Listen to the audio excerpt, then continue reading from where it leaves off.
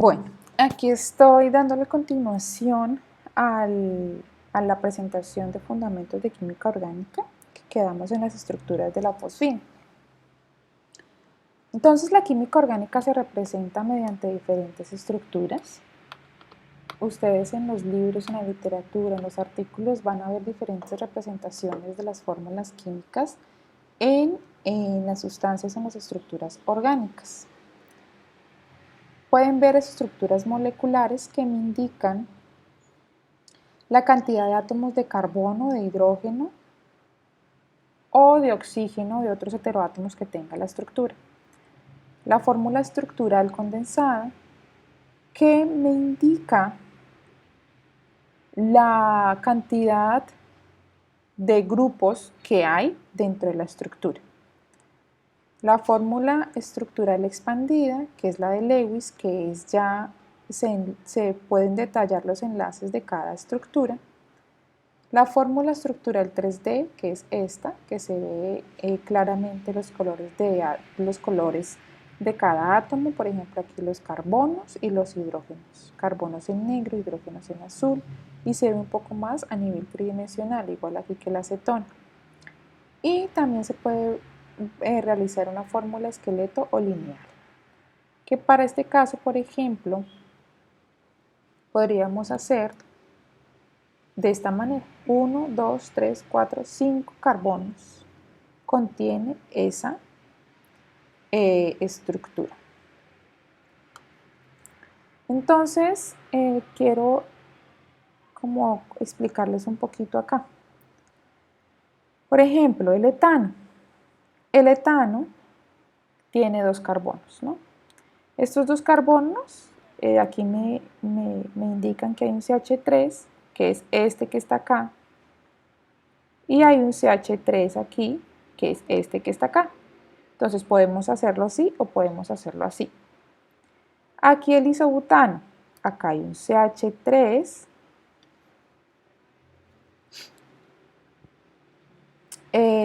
acá hay un CH3 y acá hay otro ACH3. Y este CH solito es este. Y todos los CH3 están pegados a este CH. Y aquí me dice que hay 3 CH3, ¿cierto? Entonces por eso los metemos o los introducimos entre paréntesis. Entonces hay 3 CH3, que son este y este. Aquí el N-hexano, pues N-hexano significa, tiene N-hexano, son 6 carbonos, perdón. Entonces, acá hay un CH3 y acá hay un CH3, que son estos, este y este. Y también me dice la estructura condensada que hay 4, aquí no se puede ver, pero bueno, hay 4 CH2, que es este CH2, este CH2, este CH2 y este CH2. ¿Por qué digo que CH2? Porque tiene un carbono y 2 hidrógenos, un carbono y 2 hidrógenos. Y CH3, un carbono y 3 hidrógenos. Así sucesivamente. Por ejemplo, esta estructura tiene un CH3 a cada extremo. Aquí CH3, CH3 en cada extremo. Hay CH2, CH2, CH2, CH2 y el oxígeno, que está acá en la mitad. También se puede representar así o se puede representar así. Aquí las estructuras que tengan un enlace doble, este enlace doble no se puede omitir, entonces siempre tenemos que realizarlo. ¿Listo? Así como los enlaces triples o los enlaces, por ejemplo, eso es un grupo funcional, entonces esto sí lo tenemos que indicar también acá. Esto sí no se puede condensar, por así decirlo. Las formas lineales, que son estas, los que les estaba explicando. Las formas lineales, por lo menos el hexano. Entonces, 1, 2, 3, 4, 5, 6. Cada uno, acá hay un carbono, acá hay otro carbono, acá hay otro, acá otro, acá otro y acá otro. Y me forma 4 enlaces. 1, 2, 3 y 4.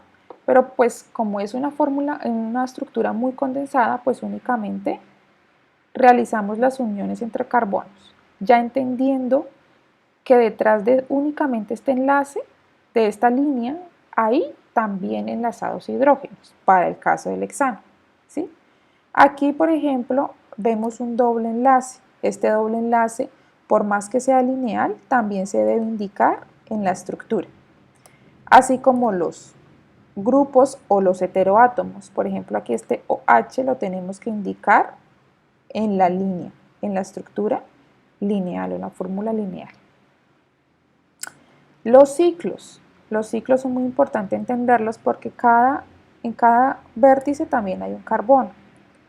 Aquí como ustedes lo pueden ver, no dibujamos este ciclo, no se dibuja, ustedes lo van a encontrar en los libros, en la literatura y no lo van a encontrar así, lo van a encontrar es de esta manera, porque no es tan fácil estar dibujando o pintando o indicando estos hidrógenos. Entonces, el carbono y se sobreentiende que está enlazado a dos hidrógenos. Aquí, a dos hidrógenos. ¿Por qué a dos hidrógenos? Porque acá hay un enlace y hay otro enlace. Recordemos que el carbono forma 4 enlaces. Se indica el doble enlace, también igual que esta estructura que aquí ya expliqué. Se indica siempre el doble enlace y se indica siempre también estos dobles enlaces acá. Listo. Hay diferentes formas halotrópicas del carbono. Las formas halotrópicas del carbono, ¿qué son? Que difieren en la forma en que los átomos de carbono se enlazan entre sí y con ello presentan distintas propiedades físicas y químicas. Entonces acá hay diferentes formas halotrópicas del carbono, que es el grafito, por ejemplo, el fullereno y el diamante. Se enlazan diferente, entonces les dan otras propiedades físico-químicas diferentes. Por lo menos el diamante es conocido como uno de los materiales más duros hasta el momento conocidos, que de hecho se utilizan para tornos o para perforaciones profundas, porque son muy, muy duros. Obviamente la pureza para las joyas y demás es diferente, ¿no? El grafito, como ustedes lo conocen, el grafito es el que se ve claramente en las puntas de los lápices. Este es un poco más maleable y tiene color, ¿no? Ustedes al tocar la punta de un lápiz, este es tan suavecito que queda como el color en nuestros dedos. Esto es por las estructuras en que se enlazan.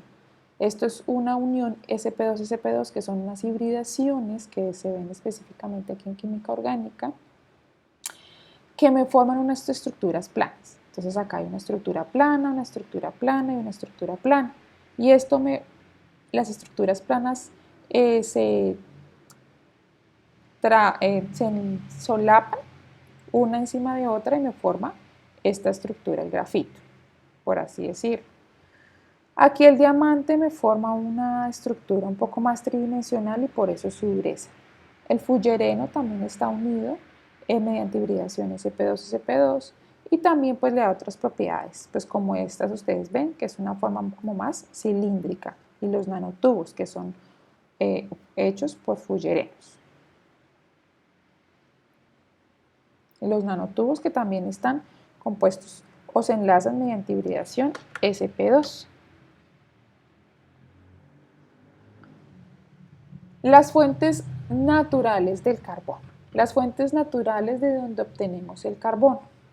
Entonces, una de las fuentes naturales es mediante los combustibles fósiles, que son materias primas con gran contenido energético, formado a lo largo de millones de años a partir de la descomposición de restos orgánicos animales y vegetales. Estos recursos son no renovables,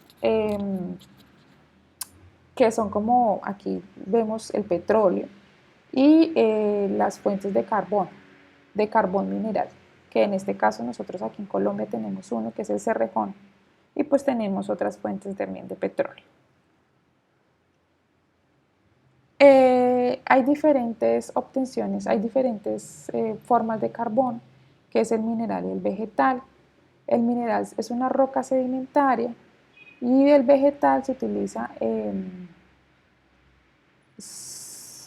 proviene de material combustible, es un material combustible sólido, frágil y poroso, y se produce por pirólisis de residuos vegetales. Entonces, ¿pirólisis qué es? Es como la quema de estos residuos vegetales en ausencia de oxígeno y me forman un carbón vegetal. Aquí este carbón mineral, estas son las, por así decirlo, son las minas que nosotros tenemos o que se forman de carbón. El gas natural es otra forma de obtención de carbono, que es una mezcla de gases ligeros, que es el metano, y el metano pues se puede obtener aquí el carbón. Y el petróleo pues es una mezcla, como ya sabemos que es una mezcla de hidrocarburos, además de que contiene oxígeno, los heteroátomos, azufre, nitrógeno, para formar o para obtener diferentes compuestos de su destilación. Entonces aquí un ejercicio práctico. ¿Qué tiene en común el carbón, el petróleo y el gas natural? Pues que todos tienen carbono como uno de sus componentes principales. Bueno, la obtención de productos específicamente del petróleo. Recordemos que pues, el petróleo es una de las fuentes no renovables más utilizadas hoy en día y de él se obtienen muchísimas sustancias químicas. Entonces, se pueden obtener esas sustancias mediante la refinación del petróleo y esta se da mediante fraccionamiento y conversión. El fraccionamiento es la que se da a través de la destilación. Esto es de acuerdo a los puntos de ebullición que tengan cada uno de los componentes. La conversión es fraccionamos y podemos irnos para el cracking o la isomerización y alquilación. Entonces aquí me voy a explicar destilación, voy a explicar cracking, voy a explicar isomerización. Entonces la destilación fraccionada es una separación de productos. Entonces aquí, como ya lo había dicho, el grado de separación depende del punto de ebullición de cada compuesto.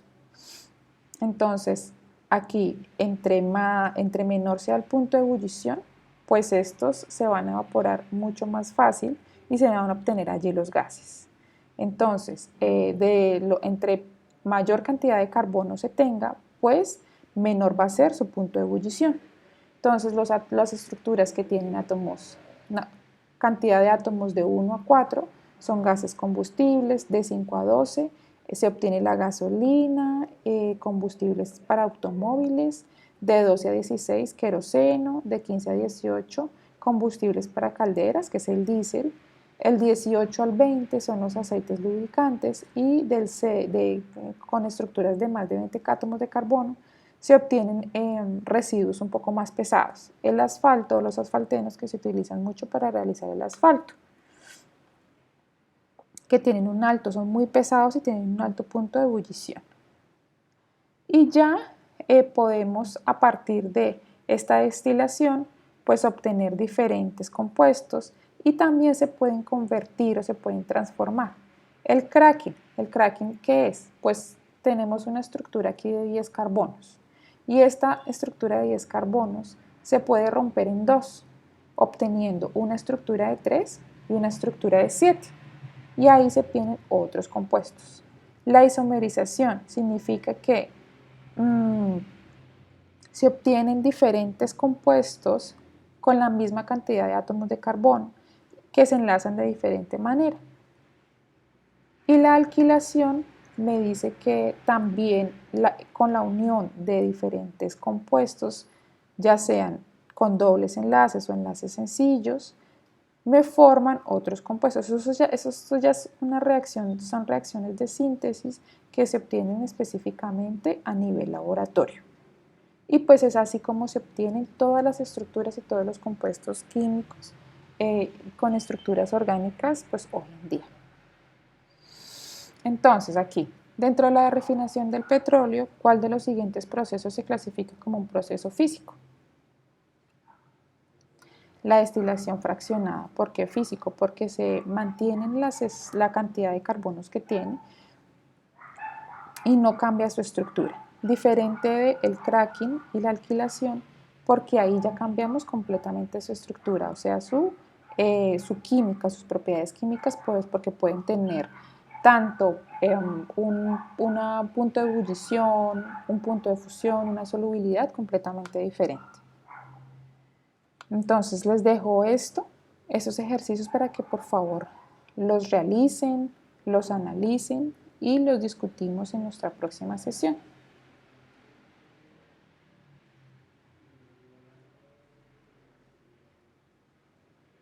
Muchísimas gracias.